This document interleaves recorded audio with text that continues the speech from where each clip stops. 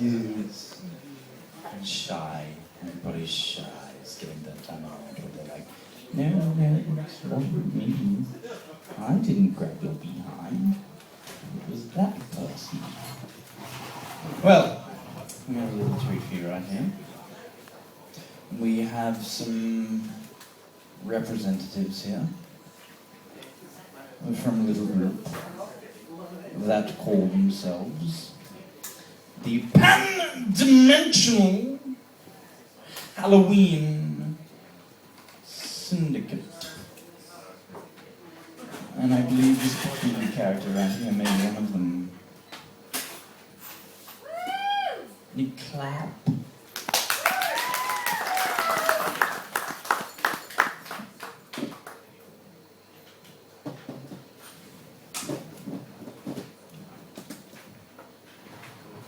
Oh, these guys.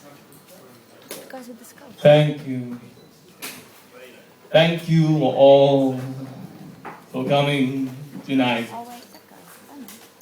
I have been asked here tonight to say a few words on behalf of the Pan-Dimensional Halloween Syndicate by the good people of Steamengine IX.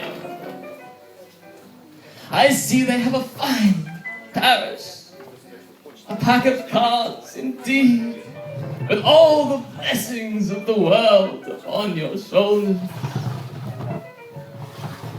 But hark, beyond this small, delicate bubble exists a vast cesspool of corruption, in which dwells unbelievers, those who are sullied in faith, those who have separated themselves from the delights of imagination and the wellspring of eternal joy.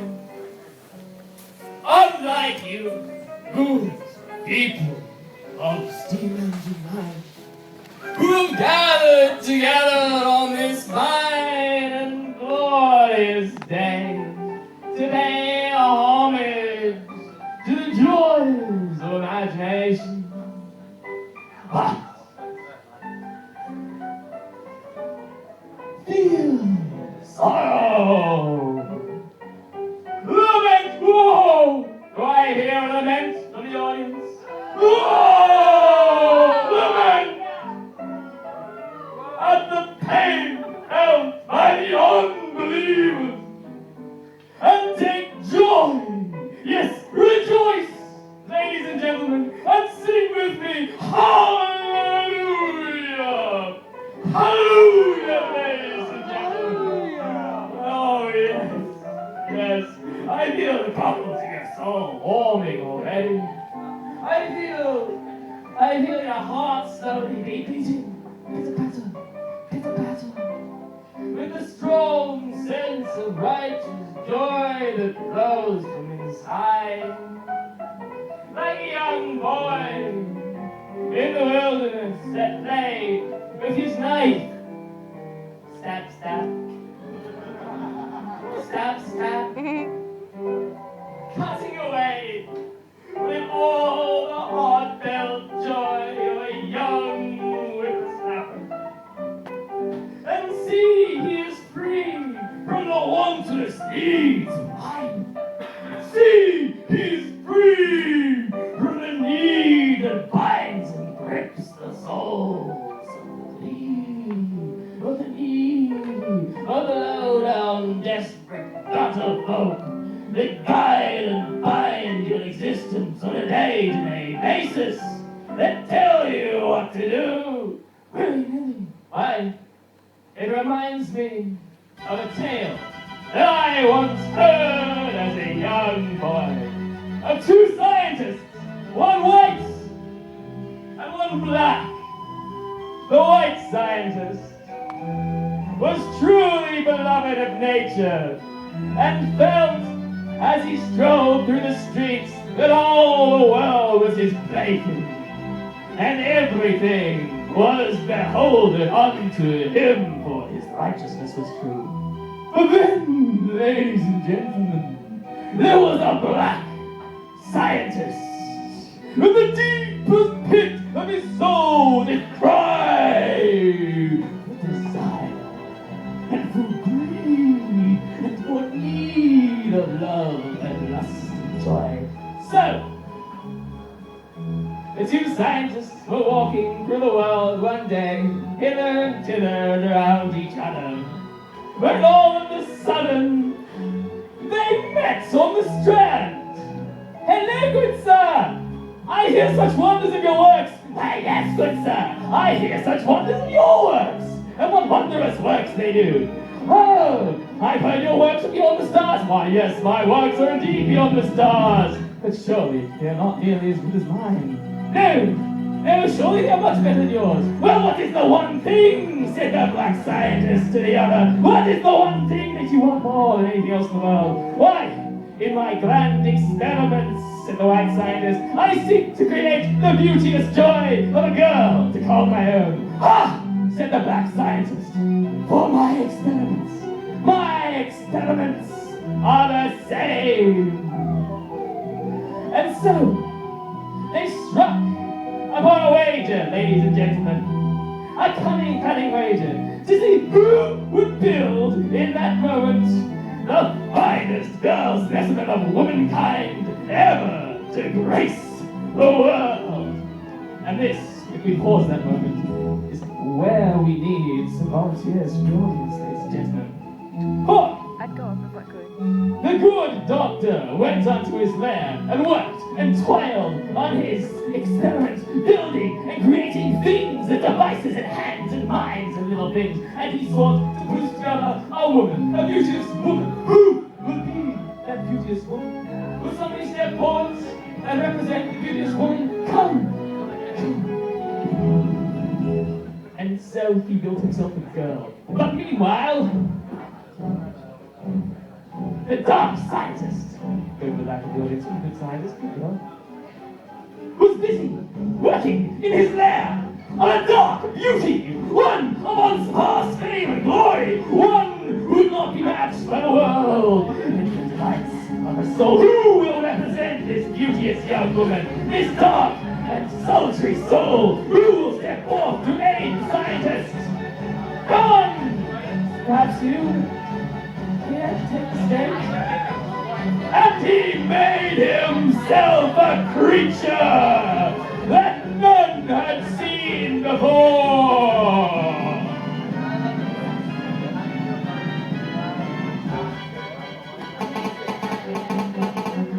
And so, walking upon the strand once more, the two scientists with a gorgeous woman met once more in public.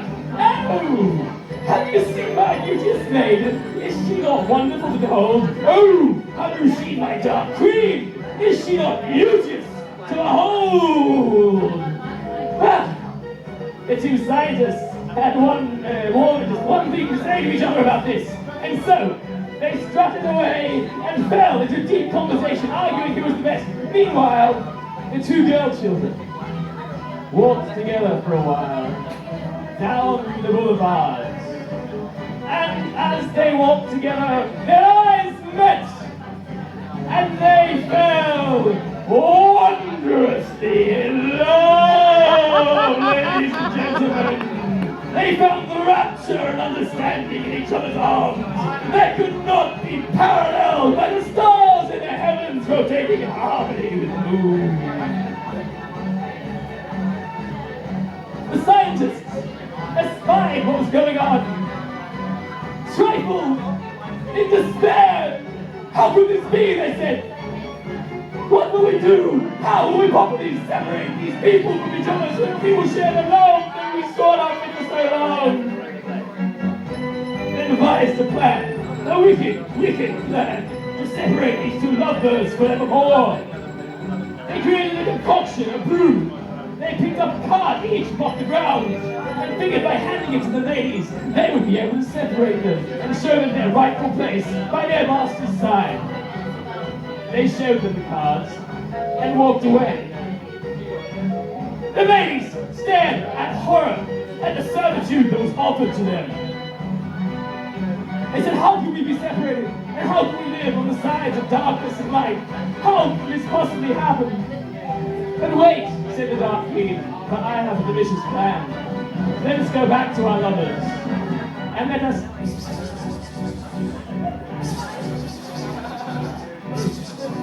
And so they returned to their master's arms, to all the world, like the doves in the sky, spreading wonderful, beautiful lies. And upon that night of the nuptial pillow, they took the occasion. The good young girl, being served tea by her master, to the end, darlings, to the end, turned around, and while he was bending to pick up a button that she had carelessly dropped on the ground, picked up a heavy candlestick and struck him 3 times squarely in the back of the head till blood pissed from his nose, and he died like a rat in the gutter. And into the night she ran.